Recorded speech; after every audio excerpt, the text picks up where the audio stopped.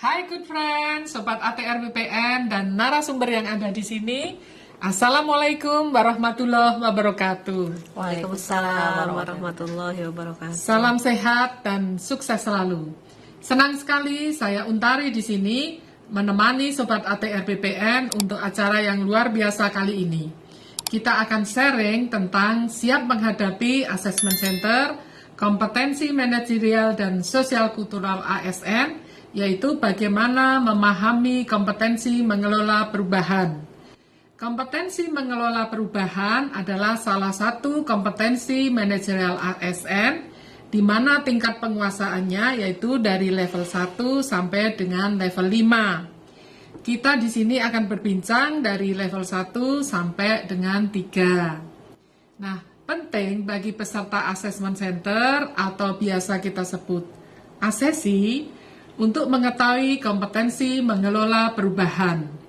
Nah, mengelola perubahan ini adalah salah satu dari kompetensi manajerial yang terdapat dalam kamus kompetensi yang diatur di dalam Permenpan dan RB nomor 38 tahun 2017 tentang standar kompetensi jabatan aparatur sipil negara. Nah, saya kenalkan narasumber yang ada di sini. Di sebelah kiri saya Ibu Nunung Sofiati, kita panggil Ibu Sofi. Dan yang di sebelah kanan Mbak Nur Hafizah Esti Ramawati. Namanya panjang, kita panggil aja Mbak Esti ya. Nah, mari kita mulai untuk mengerti, memahami seperti apa mengelola perubahan itu. Baik, kita mulai dari Bu Sofi. Bu Sofi, di dalam peraturan yang disebut tadi, deskripsi umum mengelola perubahan itu apa sih, Bu? Terima kasih Bu Untari. Sebelum saya menjawab pertanyaan tadi, izinkan saya menyapa teman-teman Sobat ATR BPN. Halo Sobat ATR BPN, salam sehat semuanya ya. Baik, sebagaimana tadi disampaikan Bu Untari bahwa salah satu kompetensi manajerial adalah mengelola perubahan. Saya bacakan definisi dari mengelola perubahan sesuai dengan yang ada dalam kamus kompetensi. Baik, definisi umum mengelola perubahan adalah kemampuan dalam menyelesaikan diri dalam situasi yang baru atau berubah dan tidak bergantung secara berlebihan pada metode dan proses lama, mengambil tindakan untuk mendukung dan melaksanakan inisiatif perubahan, memimpin usaha perubahan, mengambil tanggung jawab pribadi untuk memastikan perubahan berhasil diimplementasikan secara efektif. Jadi di sini yang perlu digarisbawahi Bu, bahwa tadi ada menyesuaikan diri dengan situasi yang baru, terus tidak bergantung secara berlebihan pada metode yang lama atau proses lama, mengambil tindakan untuk melaksanakan inisiatif perubahan. Jadi orang itu harus punya inisiatif untuk melakukan perubahan dan memimpin usaha untuk perubahan serta bertanggung jawab atau mengambil tanggung jawab pribadi untuk memastikan perubahan berhasil diimplementasikan secara efektif.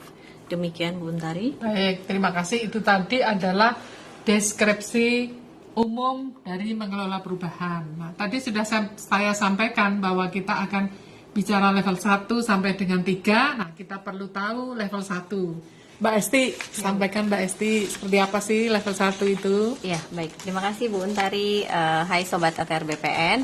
Nah, untuk kompetensi mengelola perubahan sendiri, ini yang akan kita bahaskan level 1 sampai 3, di mana setiap level itu terdapat 3 indikator perilaku.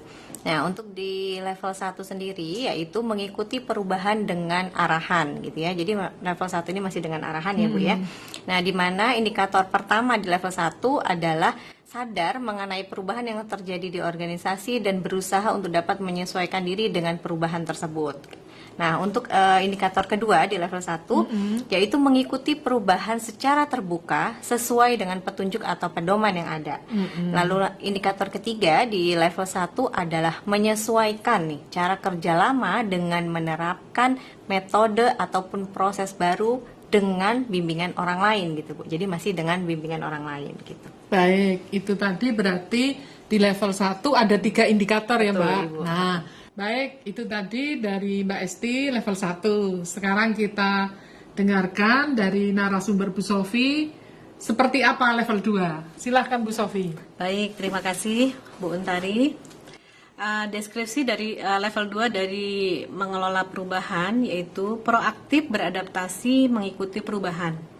Di sini di level 1 indikator perilakunya yaitu menyesuaikan cara kerja lama dengan menerapkan metode atau proses baru selaras dengan ketentuan yang berlaku tanpa arahan orang lain. Itu yang perlu digarisbawahi, Bu. Jadi kalau tadi di level 1 itu masih dengan arahan, di sini sudah tanpa arahan Mandiri, orang ya? lain. Betul. Oke. Nah, untuk memenuhi indikator ini, ACC sudah harus terbukti mampu menyesuaikan cara kerja lama dengan menerapkan metode atau proses baru tanpa arahan orang lain. Baik, itu kata kuncinya ya. Betul, kata kuncinya itu, Bu. Yang keduanya, mengembangkan kemampuan diri untuk mengikuti perubahan. Untuk memenuhi level ini, bisa dilihat dari perilaku seseorang mampu melakukan pengembangan kemampuan diri untuk menghadapi perubahan. Itu kata kuncinya, Bu, ya. Ya. Dan yang indikator perilaku yang ketiga itu cepat dan tanggap dalam menerima perubahan. Untuk memenuhi indikator ini, ACC harus bisa mampu menerima perubahan dengan cepat dan tanggap. Itu barangkali yang bisa saya sampaikan. Baik, berarti pada level 2 ini juga ada 3 indikator ya, Bu. Betul. Nah, setelah kita mengetahui level 1, level 2, ini Mbak Esti level 3-nya seperti apa, Mbak? Ya, Bu. Baik, untuk level 3 sendiri, kalau tadi kan sudah disampaikan Bu Sofi, untuk level 2 itu ada proaktif gitu ya Bu ya. Untuk di level 3 ini cakupannya lebih kepada unit kerjanya gitu Bu. Nah, untuk definisinya sendiri bahwa di level 3 itu bahwa seseorang ada di level 3 ketika membantu orang lain untuk mengikuti suatu perubahan dan dapat mengantisipasi perubahan secara cepat. Nah, indikator pertama di level 3 adalah membantu orang lain dalam melakukan suatu perubahan.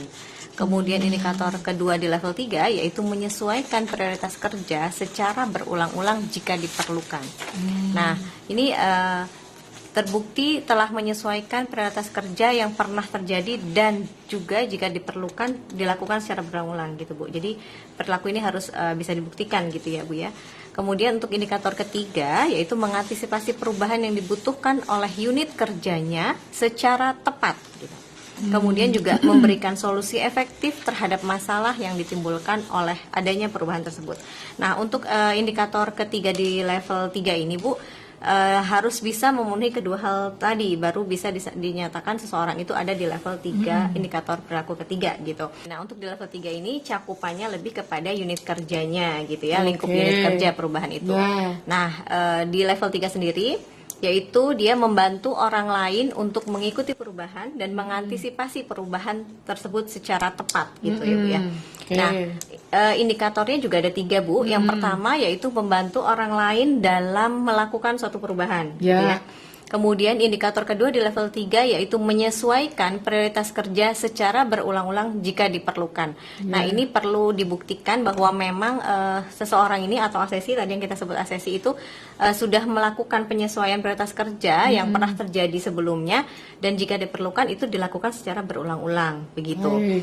Nah, untuk indikator ketiga ini mengantisipasi perubahan yang dibutuhkan oleh unit kerjanya kemudian dilakukan secara tepat dan mampu memberikan solusi efektif terhadap masalah yang ditimbulkan oleh adanya perubahan tersebut. Nah, artinya untuk dapat memenuhi indikator ketiga dari level 3 ini 2 hal tadi harus dipenuhi Bu. Yang pertama yang tadi saya sampaikan mampu mengantisipasi perubahan di unit kerjanya secara tepat dan yang kedua harus juga mampu memberikan solusi efektif terhadap suatu masalah yang ditimbulkan dari adanya suatu perubahan tersebut gitu Bu. Oh, ya. Jadi sobat ATR BPN itu tadi yang di level 3. Betul. Ada 3 indikator juga. Nah, agar supaya sobat ATR BPN siap menghadapi assessment center, nah kita perlu tahu ada tip agar sukses itu seperti apa sih Bu Sofi? Baik Bu, mungkin sih ini ya catatan aja. Ini catatan-catatan buat SSC dalam mempersiapkan diri untuk ikut dalam penilaian kompetensi. Betul Mbak Esti. Jadi yang pertama itu bahwa menurut saya ya kalau ASES itu mau sukses itu dia harus mampu menunjukkan evidence atau indikator perilaku tertinggi yang dia miliki itu.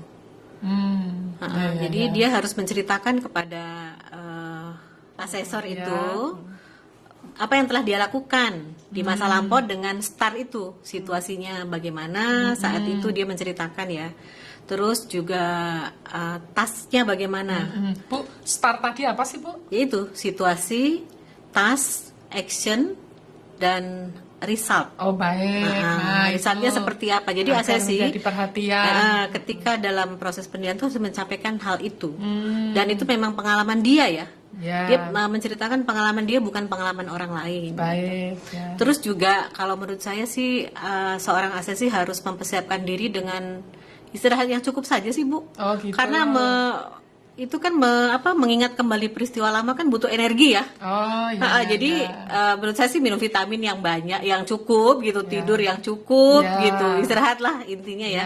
Sehingga dia itu menghadapi assessment center itu bisa lebih segar dan lebih bisa fresh gitu. Jangan lupa Sobat ATR untuk istirahat. Tadi tips dari Bu Sofi. Nah, Mbak Esti sendiri ada tipsnya nggak, Mbak? Ya Bu, mungkin kalau saya pribadi ya Bu ya, mungkin juga sebenarnya seseorang itu ketika ada kesempatan yang diberikan oleh organisasi kepada seorang pegawai, ataupun juga ada situasi yang menuntut seseorang untuk mampu melakukan suatu perubahan yang diperlukan oleh unit kerjanya, bisa jadi seseorang itu memiliki level lebih tinggi dari yang dipersyaratkan. Itu sangat mungkin begitu ya. Jadi tips saya bagi teman-teman yang memang belum mengikuti penilaian kompetensi, bisa mempersiapkan diri dengan meninjau kembali perilakunya, sehingga nanti dapat memberikan bukti perilaku sesuai dengan deskripsi yang telah tadi dijelaskan ya, gitu ya.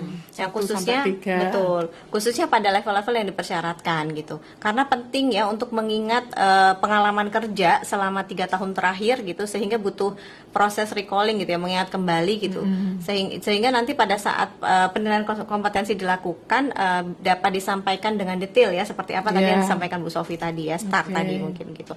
Nah, untuk itu apa yang sudah dialami, pengalaman-pengalaman yang sudah terjadi, nah nantinya itu dapat disampaikan secara detail kepada asesor tersebut.